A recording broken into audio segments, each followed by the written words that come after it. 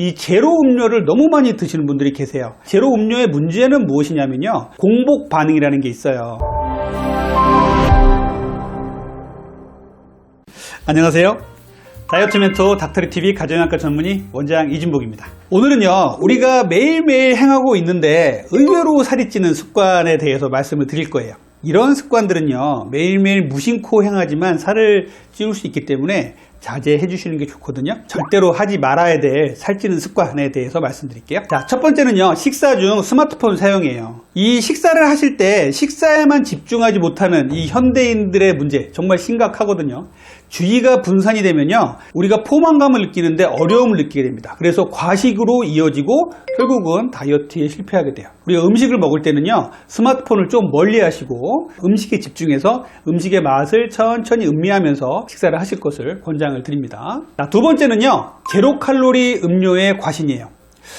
자, 우리가 요즘에 젊은 친구들, 특히 이제 청소년이나 20대, 30대 청년들을 보면요, 이 제로 음료를 너무 많이 드시는 분들이 계세요. 제로 콜라와 일반적인 클래식한 콜라를 따져본다면요, 예전의 클래식한 콜라는요, 이것이 나의 몸에 안 좋은 걸 알면서도 먹다 보니까 조금 자제하는 능력이 좀 있었는데, 요즘에 이 제로 콜라 같은 경우는요, 이거는 내 몸에 건강할 거야, 다이어트에 문제가 없어 라고 생각하면서 좀 많이 드시는 경향이 너무 많습니다. 제로 음료의 문제는 무엇이냐면요, 공복 반응이라는 게 있어요. 공복 반응은 무엇인가 하면요, 단맛이 입에 들어오면요, 뇌에서는 의뢰에 설탕이 들어왔겠거니 하고 인슐린 분비를 준비합니다. 그래서 췌장에다가 인슐린이 나와라 하고 신호를 보내게 되죠. 그래서 인슐린이 나올 준비를 하고 있어요. 그런데 단맛은 나는데 제로 음료는 실제로 설탕이나 칼로리가 안 들어온단 말이죠.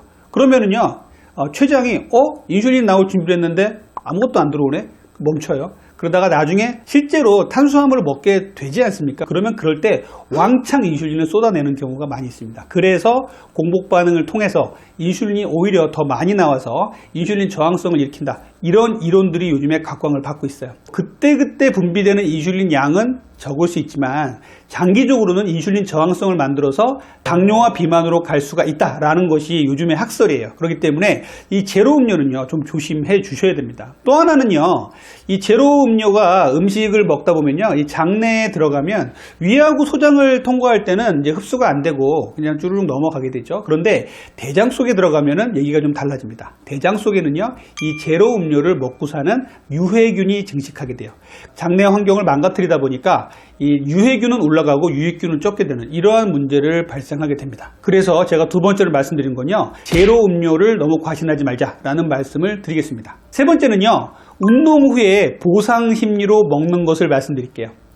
우리가 수영하시거나 어떤 동호회에 들어가서 같이 운동을 하신 다음에 딱 끝나고 나면요, 운동이 끝난 다음에 정말 많이 드시는 분들을 종종 봅니다.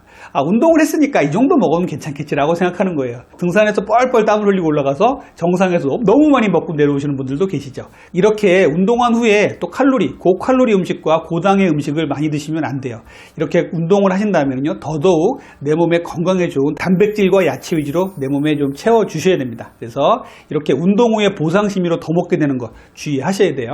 네 번째는요, 앉아있는 시간이 너무 긴 것도 문제입니다. 저는 의자병이라고 얘기를 해요. 의자왕이 앉아서 생긴 병은 아니고요, 의자에 오래 앉아있는 현대인들을 두고 일컫는 신조어입니다. 의자에 우리들은 너무 많이 오래 앉아있죠. 그래서 의자에 오래 앉아있다 보면요, 신진대사가 떨어질 수밖에 없고 활동량이 줄어들게 되고 기초代謝량이 떨어져서 살이 찔 수밖에 없는 거예요. 그래서 되도록이면 꼭 앉아있을 일이 아니면은 일어서십시오. 그리고 걷거나 일어서서 작업을 하시거나 이럴 수 있을 상황이면은 꼭 일어서 계시는 게 좋아요. 그래서 의자에 오래 앉아있지 말자라는 말씀도 드립니다. 다섯 번째는요, 늦게 자기예요. 수면 부족을 말씀드린 겁니다. 제가 요즘에 환자분들하고 대화를 하다 보면요, 특히 젊은 환자분들은요, 잠에 대해서 그렇게 소중함을 많이 못 느끼세요. 밤에 퇴근해서 나만의 시간을 즐기고 혼술을 먹는다든지 게임을 한다든지 영화를 본다든지 이런 시간으로 자기의 스트레스를 푸는 경우가 너무 많아요. 그런데 잠자는 시간만큼은 확보를 반드시 해 주셔야 됩니다. 밤 10시부터 새벽 2시까지는 성장 호르몬이 나오는 시간입니다.